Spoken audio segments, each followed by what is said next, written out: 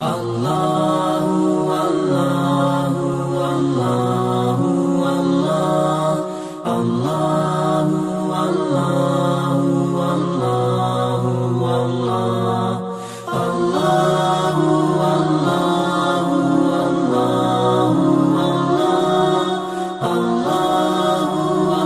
باللہ من الشیطان الرجیم بسم اللہ الرحمن الرحیم السلام علیکم ورحمۃ اللہ وبرکاتہ۔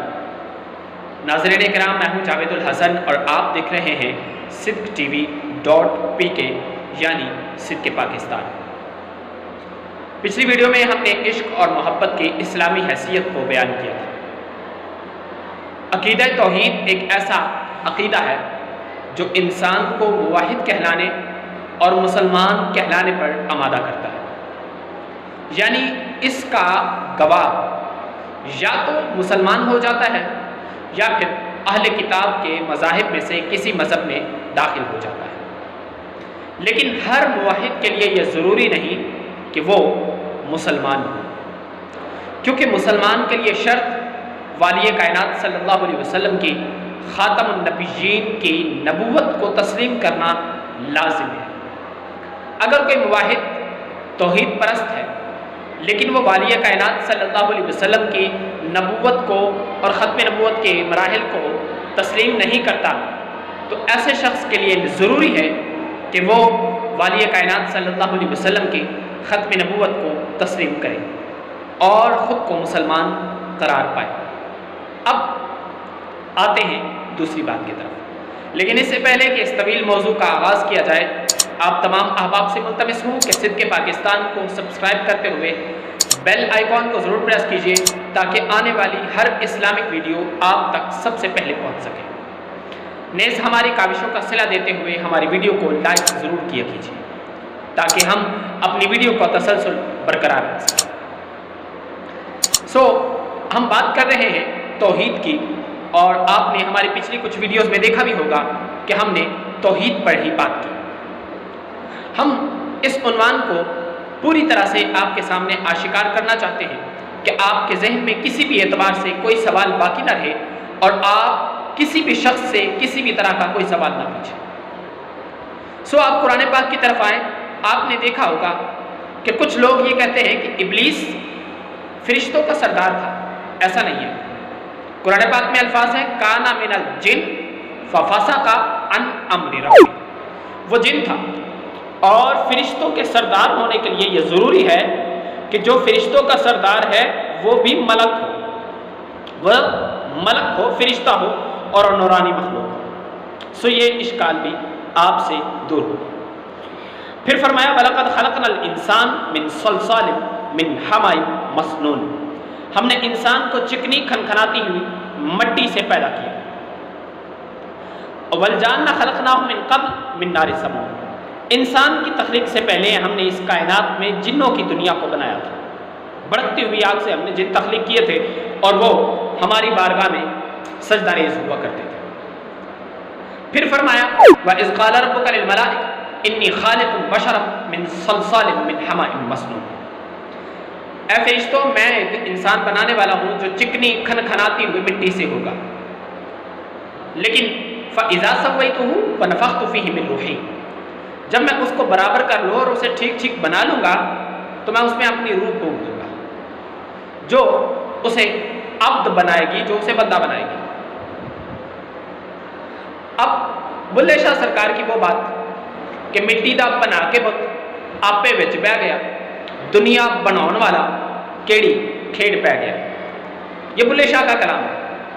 اور پھر وہ دوسری طرف کہتے ہیں کی جانا میں کون بلیا، کی جانا میں کون، نہ میں مومن وچ مسیتاں، نہ میں وچ کفر دیاں ریتاں، نہ میں پاکاں وچ پلیتاں، نہ میں موسیٰ نہ فرعون۔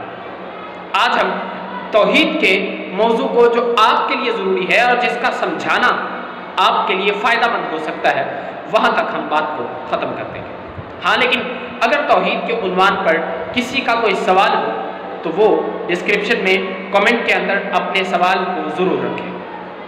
میں واٹس ایپ گروپ کا لنک بھی نیچے دے دوں گا، آپ گروپ کو جوائن کر کے ہمارے گروپ کو جوائن کرتے ہوئے اپنے سوالات کا اظہار بھی کر سکتے ہیں اور ہم آپ کو بطریق احسن اس کے جواب دیں گے۔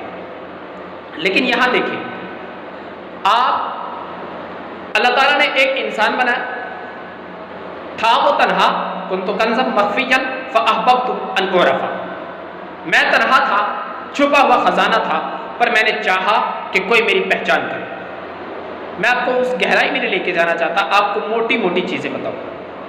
میں نے چاہا کہ کوئی مجھے پہچانے، تو میں نے فخلقت الخلق، ایک روایت میں ہے فخلقت محمد، سو ہم فخلقت الخلق کی روایت کو لے لیتے ہیں کہ میں نے مخلوق کو پیدا کر دیا۔ مخلوق میں پہلے جنوں کو پیدا کیا، لیکن جب یہ مرتد نکلے تو پھر انسان کو تخلیق فرمایا، اور انسان کو تخلیق فرمانے کے بعد کہا میں اپنا ایک نائب بنا رہا ہوں، یہ میرا نائب ہے۔ وہ کچھ بزرگ کہتے ہیں کہ وہ اکیلا تھا، لیکن جب اس نے چاہا کہ میں خود کو کثرت میں دیکھوں، میں خود کو مطلب زیادتی میں دیکھوں، تو اس نے آدم کو پیدا فرمایا اور اس میں اپنے آپ کو ڈال دیا، اپنی روح کو ڈال دیا۔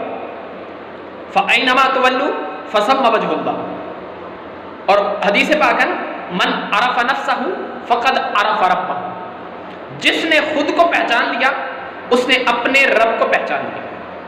اور ایک شاعر اس حدیث پاک کی تفصیل یوں بیان کرتے ہیں، وہ کہتے کہ تمام دفتر حکمت الٹ گیا ہوں میں، مگر کھلا نہ رہا ابھی تک کہ کیا ہوں میں۔ نہ مجھ سے پوچھئے کیا جستجو میں لذت ہے، فضائے دہر میں تحلیل ہو گیا ہوں میں۔ اڑا ہوں تو فلک پر لیا ہے دم جا کر، زمین کو توڑ گیا ہوں جو رہ گیا ہوں میں۔ اور رہی ہے خاک کے ذروں میں بھی چمک میری، کبھی کبھی تو ستاروں سے مل گیا ہوں میں۔ حیات و موت بھی ادنا سے ایک کڑی ہے میری، ازل سے لے کر ابد تک وہ سلسلہ ہوں میں۔ مجھی کو دیکھ لیں اب تیرے دیکھنے والے، میرا آئینہ ہے تو، تیرا آئینہ ہوں میں۔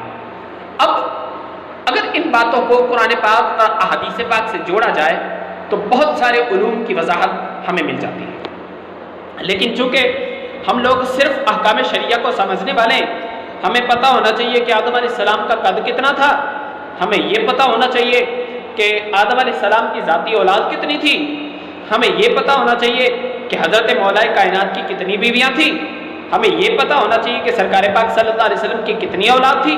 بس ہمارا دین پکا، ہم لوگ بڑے موحد اور بڑے عاشق رسول ہیں۔ سو بات یہاں ختم نہیں ہوتی، بات بہت آگے تک جاتی ہے۔